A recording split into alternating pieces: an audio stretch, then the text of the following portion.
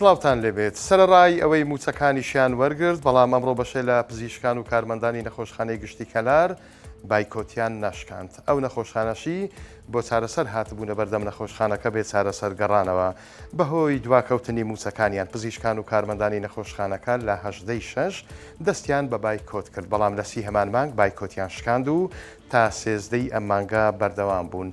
دوای یەک ڕۆژ لە دەوامکردن بایکۆتیان دەست پێ کردەوە. ئەم ڕۆژ نەهاتنەوە سەرکارەکانیان. پەیامنێری 964 لە کەلار سۆراغی کرد و دەرکەوت تەنیا 2 پزیشک هاتوونەتە دەوام بەڵام بەهۆی نەکردنەوەی هەردوو بەشی تاقیگە و دەرمانخانەی نەخۆشخانەکە نەیانتوانیوە چارەخوازان وەربگرن.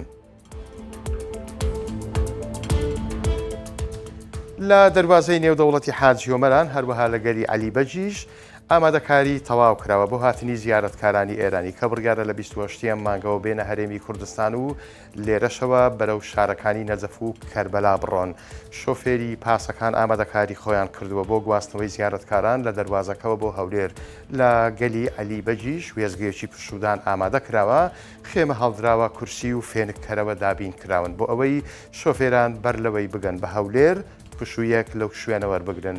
هەژار حەکیم بەرپرسی ڕاگەیاندن و پەیوەندیەکانی دارەی سربەخۆی سۆران بە 964 وێت ئامادەکاریەکان بۆ شەممەی داهات و تەواو ئەبن. لە دەربازەکە ڕێکاری پێویست گیراوەتە بەر هەموو ئاسانکاریەک بۆ هاتنی زیارەتکاران دەکرێت. ماوەی 5 ساڵە زیارەتکارانی ئێرانی لە ڕێی دەواازەکانی هەرێمی کوردستان بۆ بەشداری لە چلەی ئیمام حوسێن دەستنا کەربەلا و نەجەف تەنیا لە دەواازەی حاجی ومەران لە ساڵی 2023 زیاتر لە 120,000 و لە ساڵی 2024 زیاتر لە 100,000 زیارەتکار هاموشیان کردووە.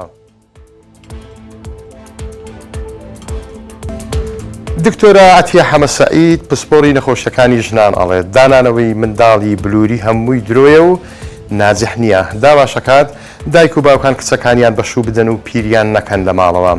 دکتۆرە ئەتیا کە پسپۆری نەخۆشیەکانی ژنان و منداڵبوون و گرەی شێرپەنجەیەکانە لە دیدارێکی ڕاشکاوانە لە پرۆگرامی تەکسی 964 بەشداری کرد کە ئەرسەلان عەبدوڵڵا پێشکەشیەکات. دکتۆرە وتی جەدوەلی ژنان بۆ دیاریکردنی منداڵی کوڕ و کچ هیچ ئەسڵ و ئەساسێکی زانستی نییە و ئەو هەر بڕواشی بەوە نییە. هەروەها بەشێک لە پزیشکەکان خەریکی بازرگانین و نەخۆش وەک نێچی ڕاو ئەکەن تەنیا بۆ ئەوەی دەرمانخانە هاوبەشەکانیان بفرۆشت و ئۆفەری سەفەر و کۆنفرانسی دەرەوەی پێبەدەست بهێنن. دکتۆرە ئەتیەکە بەوە ناسراوە پزیشکێکی حەقبێژ و قسە لە ڕواوتی باکچان شەریکی عومر پەیدا بکەن و هەرچاویان لە زێڕ نەبێت و دایک و باوکان کچەکانیان نەهێڵنەوە و بەشویان بدەن نەک کە پیر بوون بە مێردیان ئەدەن دواتریش منداڵیان نابێت.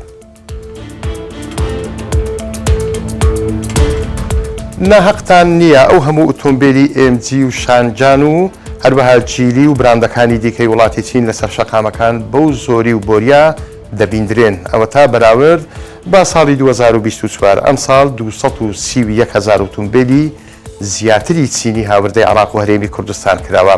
ڕێکخراوی ئایندە بەو لێکۆڵینەوە و ڕاوێژکاری ئابووری عێراق ئەڵێت ئەوە سەلمێنراوە کە هاوردەی ئۆتۆمبیلی چینی بۆ عێراق و هەرێمی کوردستان بە ڕێژەی لە 65 زیادی کردووە.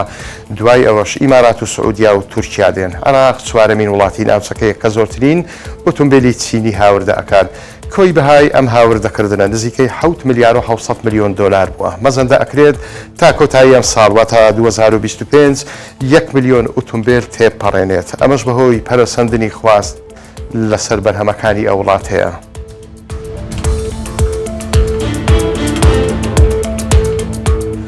بەڕێزان لە گوندێکی سنووری قەزای چەند سەماڵ خێزانێکەیە بە کشت و کاڵەوە خەریکن بەڵام مەبەستی ئێمە ئەوەیەکە ئەو خێزانە سێ کچی نابیستیان هەیە بەڵام ئێستا وردە دوای تەمەن گەورەبوونیان و ڕاهێنان فێرە قسەکردن بوونە. دەمەوێت سەرنجتان بۆ ئەم بابەتە ڕابکێشم کە پەیامنێرمان لە سنووری قەزای چەند سەماڵ کاری لەسەر کردووە.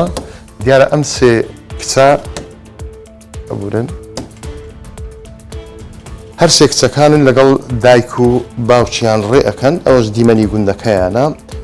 دیارە پێشتر قسەیان نەئەکرد نابیست بوون و یەکێک لە دکتۆرە بیانیەکان و تویەتی و وەکو مۆجیزەیەکە کەسی نابیست بتوانێت قسە بکە. ئێستا ئەوانە هەمویان سێ کچەکان هەریەکە لە تەمەنی جیاوازن هەیە چوویتە ماڵی خۆی واتە هاوسەری هەیە هەشیانە لەگەڵ دایک و باوکی لەو گوندا لە گوندی سنووری چەمچەماڵ ماوەتەوە هەمیان خوێندنیان تەواو کردووە شەهادەیان بەدەستێناوە هەر یەکەو لە بەشی جیاجیە ئەوەی لێرە بۆمان دەرئەکەوێت تەوانەوە دیمەنی یەکێک لە کچەکانە کە لەگەڵ دکتۆرێکی کۆریە ئەوەش هەر بە هەمان شێوە دانەیەکی دیکەیە ئیتر ئەوەی کامە بەسپانە لەوە باسی بکەین کۆڵنەدان و بڕوا بەخۆبوونی مرۆڤە ڕاستە ئەم خێزانە ئەڵێن ئێمە شکرین کە خودای گەورە ئەو سێ کچەی پێداوین نابیستن بەڵام کچەکانیشی بڕوایان بەخۆیان هەیە کە ئێستا وردە وردە توانیویانە فێرە